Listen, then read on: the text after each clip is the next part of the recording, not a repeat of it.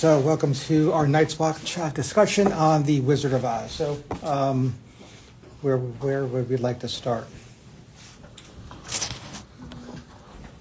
I was kind of interested in looking at it through a lens of Dorothy kind of coming of age, like a child psychology perspective, because it seems like she did grow a lot, and it also seems like the Lion, Tin Man, and the Scarecrow were all like components of maybe her inner psyche and like helped her grow throughout the movie. So that's kind of what I'd like to discuss first.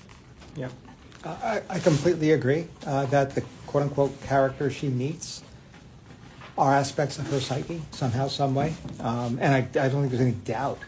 This might be one of the more iconic coming of age movies ever filmed. Mm-hmm. Right? I mean, this is one of the original feminist films.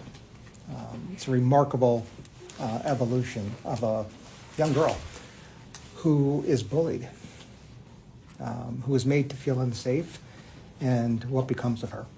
You know, I have very little to teach along the lines of child and adolescent psychiatry for obvious reasons. But anybody else have anything else to contribute here with regard to the evolution, the development of Dorothy Gale? She just generally gets more of an appreciation over time. Like the beginning, she's like very distressed, like very like with like Toto and everything. Well, I guess that's like another part of it, but like she's very like attached, and so when they try to like take Toto away, she gets like very distressed, and I think you kind of just like also see like her independence grow as time goes on, and she's still like connected to him and cares about him, but it's not as like a separation anxiety ridden thing. Yeah. You know, during a child's maturation, they are going to go from a state of total dependency to an independent state. And that's a transition. That literally will not happen overnight, and that's called a transitional period. At some point, usually an inanimate object is embraced. Teddy bear, or maybe in the case of Toto, an animate object. That's animate with an A, object. Imbues the parents, in this case the aunt's characteristics, so that in the absence of the parental figures, she continues to feel safe. And then at some point, she's able to impart those attributes internally, and then no longer needs their teddy bear or their blanket. I'm wondering if that's happening here. What's really interesting is that there are three major scenes in this film that, quote unquote, get Dorothy into trouble that is caused by Toto. And again, I wonder if that's a metaphor, right? So one is when Toto runs away in the beginning. I'll take it back. One is when Toto, to begin the film, it's even before the film starts, bites Mrs. Gulch, right? Yeah. And all of a sudden we see that there's a problem with the neighbor.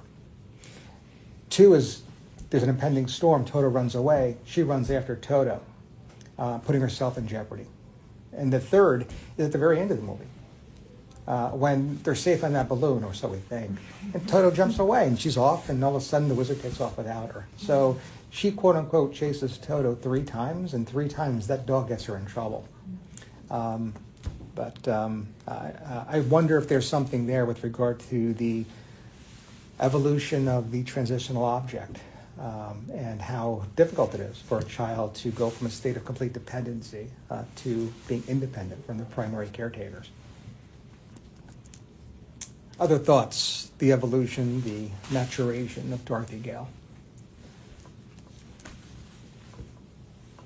Anything? Could maybe like, because like you mentioned how the first 2 things that kind of happened that Toto caused bad to her, like were kind of like towards the beginning, and then the last towards the end. Could it kind of show maybe that she didn't, I guess, like develop as much as we think, because it happened all the way towards the end of the film, where like maybe like you would think throughout this whole time she would maybe not be so hesitant, or like would maybe not be so like towards like going after Toto, but she does like right away, just like in the beginning of the film. Like maybe not as much. I think that's fair. Again, in what a metaphor for human behavior. I mean, we graduate college and we think we have it all figured out. Yeah. And there's so much more to learn. Right? And I get the medical students laughing, and you graduate medical school, and residency teaches you something else. And then you're a junior attending, and you realize this is a lifelong journey, otherwise known as continuing medical education and CME credit. So yeah, I think there's something there. It's the human condition. Other thoughts about Dorothy? I thought it was really interesting watching the transition of, kind of when she first meets the Scarecrow, the Tin Man and the Lion. She's kind of not like controlled by them, but she needs their help.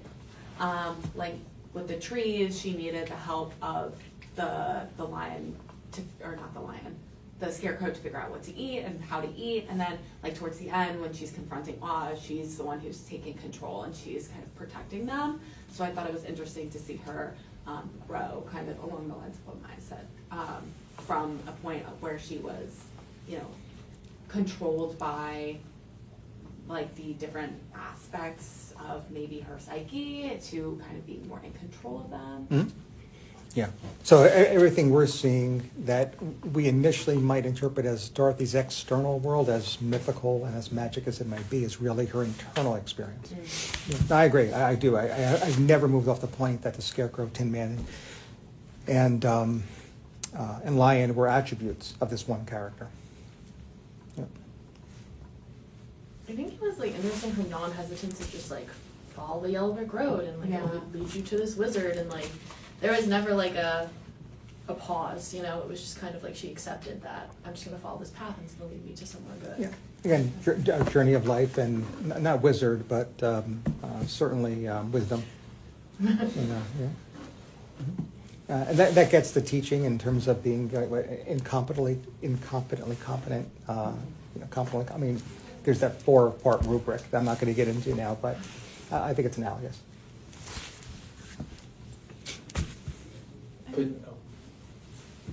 Well, maybe just to open up the idea that the whole movie is kind of based on like maybe a trauma response from the actual tornado, like from the event.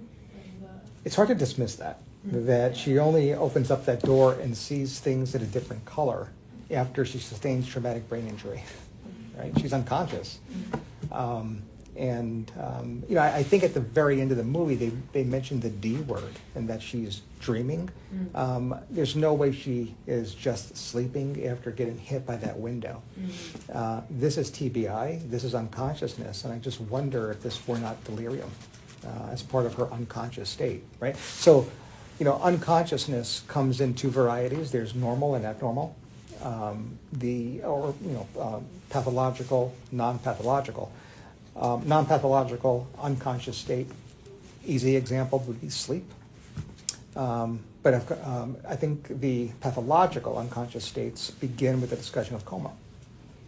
And what are we really seeing? But a product of, we already determined it's the product of her mind. Yeah. Why not the product of her unconscious mind if she's sustaining a traumatic brain injury? Right, so.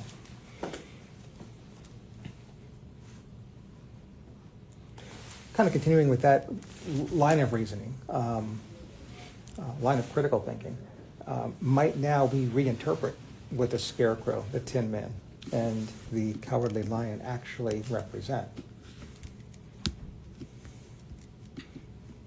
So along those lines, sorry. Could it represent I guess maybe the Scarecrow being her brains, maybe she wants to kind of gain intelligence and kind of mature in either the way, and then Tin Man, her heart, maybe she wants to become a better person, and then gain courage from the lion, maybe? It could if her unconscious state were, and this is my interpretation, yes, definitely, if her unconscious state were non-pathological and she was just sleeping and this was in fact a dream. Dream analysis, which isn't real, at least not medically or evidence-based literature supporting, would be consistent with that these are motivations of hers or desires that are coming through in dreams. Right? So, but if she's comatose, I'm a little concerned that we could apply the same concept there. Since you're talking about unconscious and the three of them could be the id, the ego, and the superego? It definitely could be. I mean, if we're looking at the unconscious state, I don't know where these particular characters fall, and they don't really represent those aspects well. But to be able to say that, you're going to have to tell me what those aspects are. So, i.e., get ready for your shelf exam. What are these three components of the unconscious self? Id, ego, and superego. We're using these big terms. What are they? Mind, body, and the connection. Right? Mind, body, and the True. connection. Not wrong.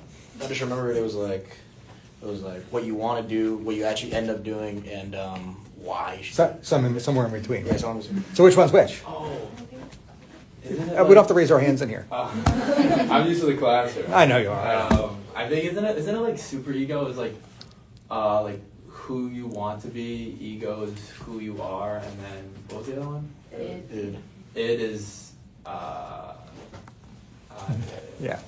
So the conversation begins with the id, because at one point we were all there, right? Day one. You can't tell me that you behaved day one or month one of your life, right?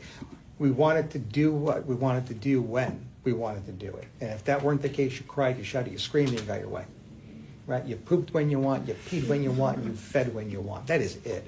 And if you have any thought that, okay, well, you're just talking about a baby, look at any animal behavior, jungle habitat, great adventure. You go on that ride, and you're going to see the id, right? That's it. And that's our hypothalamic functioning, right? Fight, flight, and that other F, right? That's the id, right? At some point, your parents said enough of this, right? Use your words. No, you're not going to do that in your pants. You're going to come into this room and you're going to do it this way. I'll give you a prize if you do it. It's this way or no way, right? You fought. Right? You could tell me you didn't. You fought. Tantrums, whatever. But ultimately, that initial word no began the development of a superego. And at that point, you have two equal and opposite forces, internally, unconsciously, at play. Right? What you want to do, right? The little devil, and what you're allowed to do, that little angel. And those two began arguing, 2 years of age. And since then, the friction caused by that results in something Freud called anxiety. Now, I'm looking around the room, with the exception of one or two of you, I don't really see a bunch of anxiety here. Right? So I'm telling you, it started, we are anxious creatures, but yet you're not coming off as anxious, right? You should have seen me when I walked in. Well, I may have counted you in the other group. Why? The ego. That's the third component. Right? So how does the ego regulate this? How does the ego keep all this subclinical? So it's not readily observable even by someone like myself who was board certified to look for this stuff. Well, it's called the ego defense mechanisms. That's what they're called. These are subconscious processes that have one focus, and that is to alleviate anxiety caused by the friction between the id and the superego. Right? So that's the ego, and that's the third and final component of the unconscious to develop per Freudian or psychodynamic theory. When we talk about the friction between like the good and the bad, like, do you think like the Glinda, like the good witch and the bad witch is like that representation in her mind? That fits. Right? That fits. Right. But just a small correction, it isn't bad. It's natural. Okay. Right? And the superego is not always good. Right? It's just societal. Right? Cultural. I feel like the Scarecrow, Tin Man, and Lion could also, I feel like, because I'm looking things up about how it could connect. So Scarecrow could be with ego because the Scarecrow wanted a brain and everything. And ego is like decision making, which is like intelligence, kind of like your brain work. Tin Man is heart and compassion, could be for superego, which is like the moral conscious and like the heart of ethics and empathy. And then the Lion could be seen as the id because he's fearful and he's looking for courage. And this could represent the drive and emotions because fear and courage are like those primal feelings that people have. That does fit. Now, in terms of Dorothy meeting them, the playwright got it wrong, right? So it should have been that Cowardly Lion was the first character to meet, right? Right. Right. So we have to write a letter to Hollywood. Tell them to change it. Yeah. Right. But this gets at doctored films that we just talked about, right? We're not going to go into that deep dive, because otherwise that would result in a paper. Who wants that? But no, that does fit. No, those aspects of those characters do fit. Unfortunately, the progression down the Yellow Brick Road is not consistent with what we understand developmentally. Which did you say was the Tin Man? Super Ego for Heart and Compassion. And the Scarecrow? Scarecrow is Ego. Oh, because I remember at the end of the movie she says she'll miss the Scarecrow. The most. Yeah. That's a good point. So this Yeah. movie's about ego death then. Mm. Yeah. But you don't have that in your notes. I don't. Yeah, I thought it was 50-50 that you would have nodded and said you do, and it's right there. So I was holding my breath after that challenge. I was wondering if you could talk about, it seems like there's two separate resolutions in this movie, right? One when she confronts the wizard, melts the witch, and is able to return to home. The second one is like her waking up and like being home with her family after realizing she missed them. I was wondering if we could talk about kind of the difference in those and like the psychological implications of both of them. And So which one do we start with? does anyone have any preferences? Maybe the first one. So what specifically? Just like, I guess I'm kind of interested to learn more about like what the purpose of the wizard was, because it just seems like he was unhelpful, all in all, and other than kind of us and Dorothy realizing that she was, you know, able to overcome this existential kind of challenge that she had. The wizard served no purpose, and so I'm kind of just interested in learning more about that. Might this, and I hadn't thought this through, so now I'm going to think out loud. Mm-hmm. Might that scene be her resolution of the Oedipal complex? Mm. So is this Dorothy coming to the realization that she never needed a father? And that her aunt and uncle Yeah. are wonderful people, and the guilt that she may have had, quote unquote, driving her dad away, Yeah. why dad left, Yeah. is resolved. Yeah. Now, I know that the wizard links directly to the Mr. Marvel in the beginning of the movie. Yeah. Again, the playwright may have gotten it wrong. It would have been good if he just deleted that scene out, right? Doctored films, delete that scene out. And now with no easy parallel, maybe it was dad. Yeah. Right? Since we're talking about parallel, I had like a bit of a hard time like with Glinda, because I really dislike her in that movie. I like the character though, but I'm almost like, what does she represent? Because like we all have like a real world and then the like that world, and I was like, what does Glinda represent in this movie? I was like stumped there.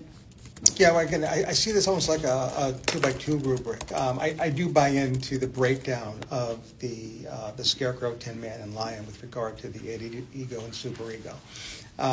But if you want to look at it from the witch's perspective, you do have good and evil, right? And therefore, even though I wouldn't necessarily use those terms psychologically, you do have id and superego. Now, I'm not really sure where the ego lands. And maybe that's the sequel. But I think that's where the discussion starts. So it really is, it's one of perspective. Do you want to look at the witches with regard to psychodynamic theory, or do you want to look at the actual characters in the Land of Oz with regard to that psychodynamic theory? But I think both work. And this, of course, we're not going to mention anything about Wicked, because that just turns everything into I think if I remember correctly, there's a part where Glinda says, like, you've always had it, like, you could always do it, you just have to learn it. And so I That's think the end that- of the movie, right? Yeah. So I was like, I think that is, like, the whole thing about it was just, like, what you were saying about, like, if the wizard was, like, her dad and she realized she didn't need him, and then it was Yeah. just kind of like, you've always had that to be okay, but you just needed to, like, deal with it Really? yourself. Yeah, and resolve those issues, work through, and grow from it. And that's exactly what we see. And that gets her back home and wakes her up. How does like her mom like play into this? Like, is her mom like involved with anything now? Could Glinda maybe represent her mom in some type of way, or? Yeah, I could see that. So if the reason why Dad left was the reason why Dad left, sometimes people have difficulty understanding or coming to understand why Mom didn't protect me or otherwise save me. Now, we don't see Mom in this movie. I'm assuming Dad to be the villain in this. Yeah. It might be a little sexist, but let's go with it. It is the 1930s, so we're going to keep with those stereotypes, but Dad's not here because Dad's not here. There's a sense of abandonment. And then the realization through the resolution with the wizard at the end of the movie as to maybe I don't need Dad. Again, maybe Auntie Em is Mom. I mean, she's my maternal figure, and I'm okay with that now. But if we want to look at the prequel, which doesn't exist other than in this room, what role then does Mom have? And I don't think we fully understand that without first understanding the full role of Dad, right? And therefore what the child might actually consider. All that said, we can relate this to early childhood development. So let's pivot away from The Wizard of Oz. We'll bring it back to Dorothy. But let's look at the situation in which everyone in this room thought Mom was perfect, because we all did. And at some point we realized that she wasn't. At some point we realized that, like any other person, Mom can't be everywhere at every time. Yeah, because she is gone like a huge portion of the movie until like the end. So maybe. Well, even she's not at the end either. It was just the aunt. That's the end. Like Yeah, right. Mom's absent.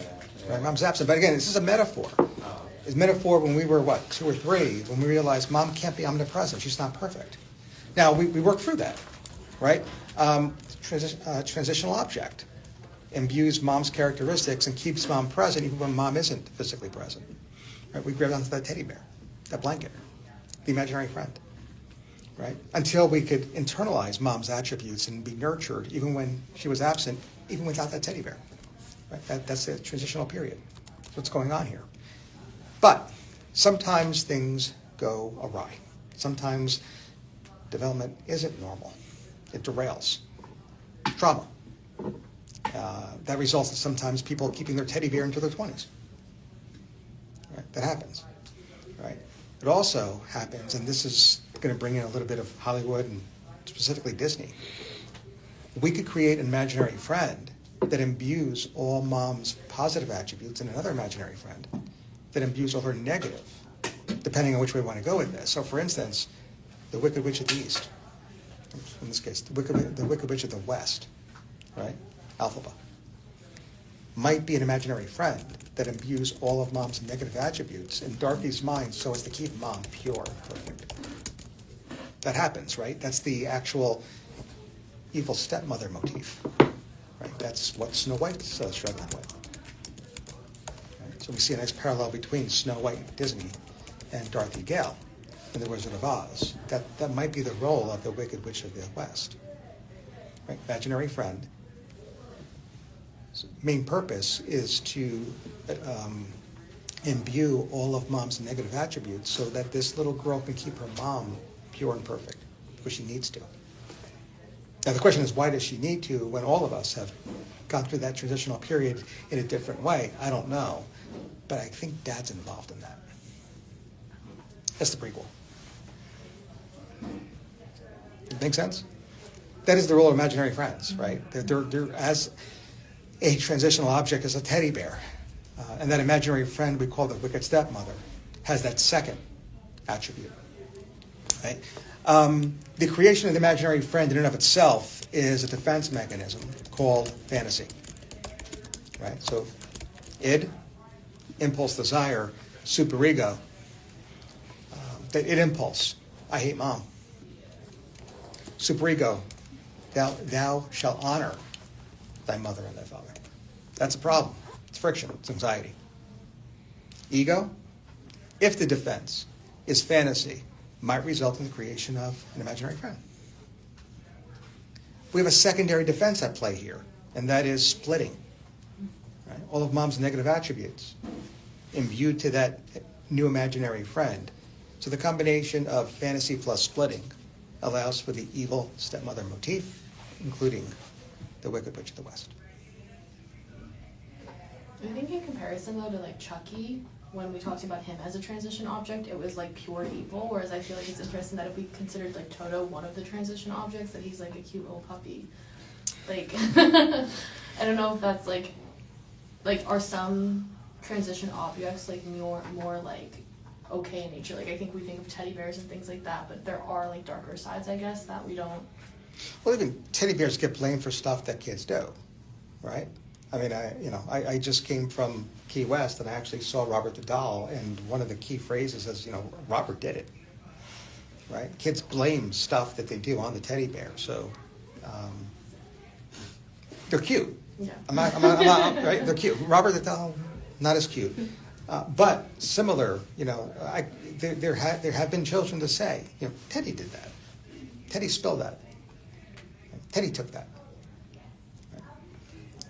I didn't bring it in. I actually had it packed, but I didn't bring it in today because I left my bag at home. But one of the things that I actually purchased from the museum was a little plaque that says Robert did it. So, the good guy doll, not so cute. Teddy bears often are cute, but beyond the persona, borrowing a Jungian term here, we have to look at the actual, content. And sometimes those cute dolls imbue some negative attributes. Right. Robert did it. I don't know if Toto's actually a transitional object, as much as more of a metaphor for one. I mean, I think the dog exists, but it just seems to always get Dorothy in trouble and make bad choices.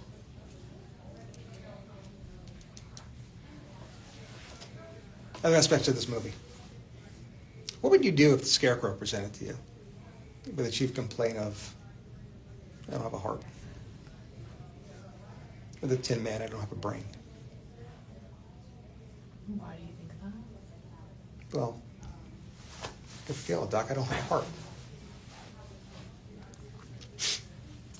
Sometimes when you ask questions off of delusion, you're very often not going to get a very clear answer. It's going to be one that's just as ambiguous, perhaps. So, it's a fixed belief. And not that they're saying this, but you're going to draw the conclusion. It's a fixed belief. It's a somatic delusion, right? What are the different subtypes of delusion in terms of their themes? Somatic being one of them. It's 5. Erotomanic, good. I'll give you that.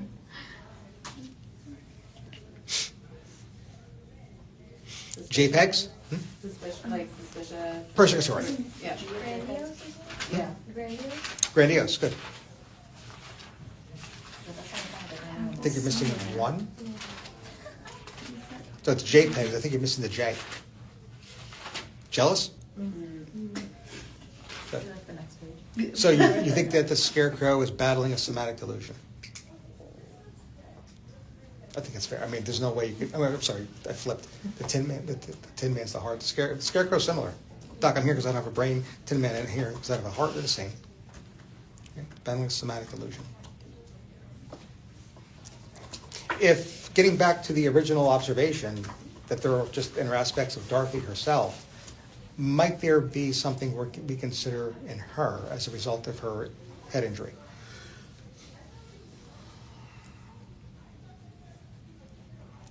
Like, what do you mean?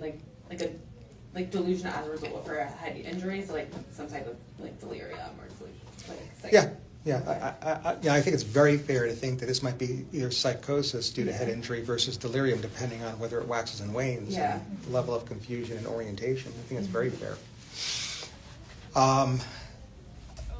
What about the specific beliefs that we're hearing, though? Yes, they're somatic in nature, but what do we usually call it on a shelf exam when somebody tells you that there's an aspect of them that's missing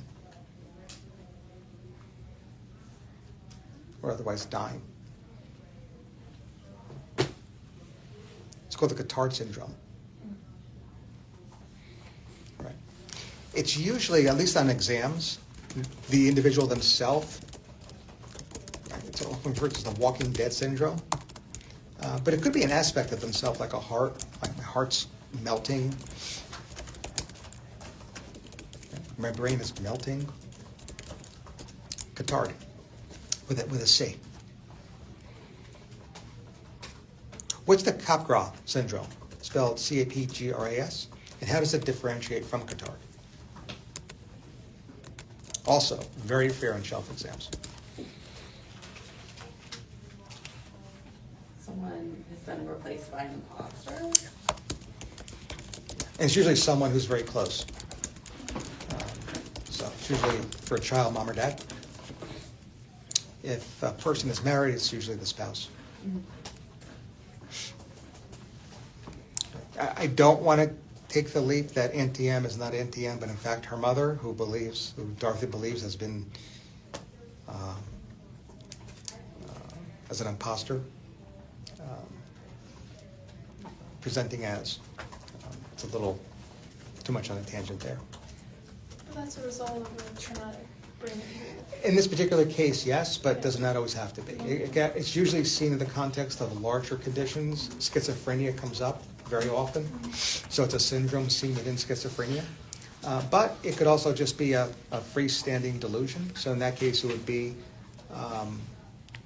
more specifically delusional disorder unspecified type with the Cotard syndrome or the Cotard delusion.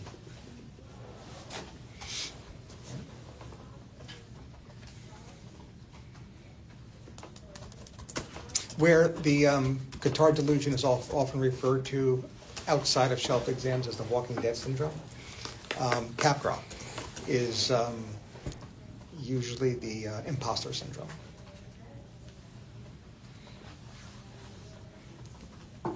And they're most alien films in sci-fi will give you that. Other observations or final observations, The Wizard of Oz. I was gonna ask them, how come it's like every time she killed someone it was by accident, but it wouldn't like, because in the end she was protecting herself, but each time she was like, I didn't do it on purpose. Probably a childlike or a child's perspective, which is interesting. Actually, I want to take that back. I want to work with what we initially said. Maybe this is Dorothy becoming an adult. Because what would a child think? Maybe they may not like understand that the person's dead or something like that. Mm-hmm. Mm-hmm. And what? Again, it could be mom or dad, went away. Perhaps they died. If a child is struggling with anxiety or depression, 7 years old, 8 years old, what might be something they bring into the clinical setting with regard to why mom passed away or why dad left? They think it's their fault. Always. Right? It's called egocentrism, which is completely normal in early development. Right? The children understand that the world does revolve around them. Right? So they often place the blame on themselves. Even in episodes of abuse, it's their fault. That's their understanding. Right? So Dorothy's take that it was a mistake and not it was my fault might be a sign that she's maturing, which is consistent with where we started. Right? She is shedding the egocentrism and she is gaining empathy. Did they ever give like an age for like how old Dorothy's supposed to be in the movie? Yes. Oh, in the book, yes. It's like 16. I thought it was 16. Yeah. I think originally she was supposed to be like 12 or something, Yeah, I like thought she pretty was young. She was like 13, yeah. Oh, we're all over the place. Okay, it's between 12 and 16. I have it in my PowerPoint. Just remind me to check later. I did take it from the book. Okay, last question, if you need to wrap up, but, so I was kind of just thinking about if this is, a very vivid or realistic dream, could you view this from a perspective of like a dissociative disorder, like derealization? Yes. Yeah, I think that's in the discussion. The TBI undoes that. So it's Yeah. all the above, whether we call it psychosis, whether we call it dissociation, is going to be due to the TBI. Yeah. And the fact of the matter is that a significant portion of individuals with a primary psychotic process experience episodes of dissociation. Mm-hmm. And about the same percentage of individuals with a dissociative disorder have elements or experiences of psychosis at some point in their life too. Yeah. Right? So that's the emerging literature. And it's up to 80%. So yes. Yeah. After whatever it is that precipitates her psychotic versus dissociative versus delirious state, anything that we observed might contribute to their perpetuation of the behavior, right? When we think of human behavior, there are those predisposing, precipitating, and perpetuating factors. We talked about different things that might predispose. We already talked about things that precipitate. That's the TBI. How about perpetuating? Anything here?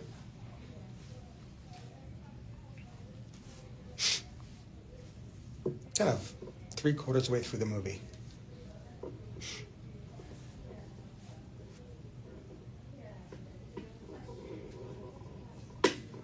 Now when the Wicked Witch of the West is looking at it through the crystal ball. Is that like the poppy scene? Yeah. What happens when she goes through those poppy fields? She like goes to sleep. What's going on here?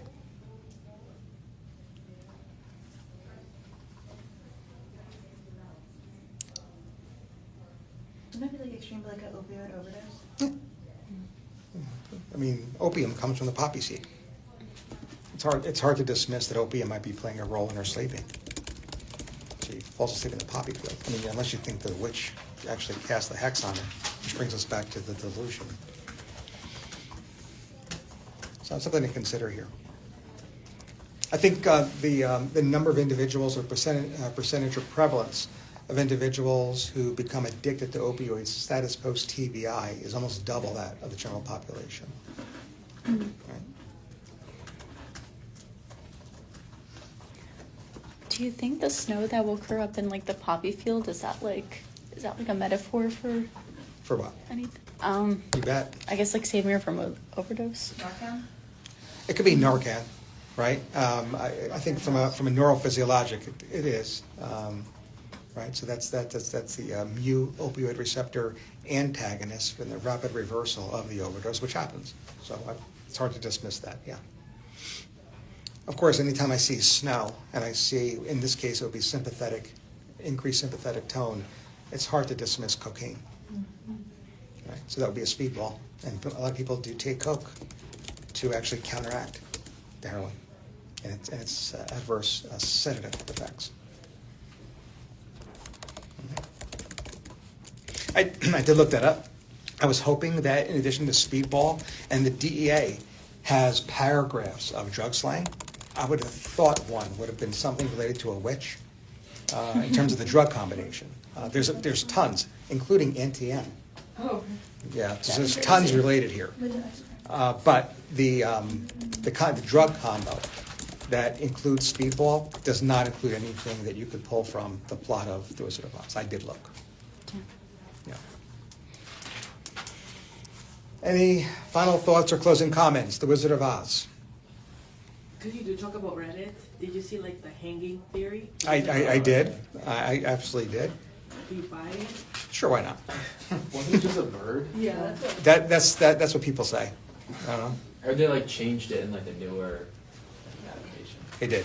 They edited it. If it was a bird, why they edited it out? I'm not going to get down on it. We're not going to do that online. I did see that Reddit theory. By the way, that theory has long preceded Reddit.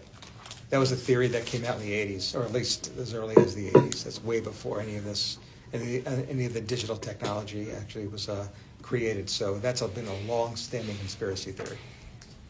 Yeah. All right, we'll leave it there.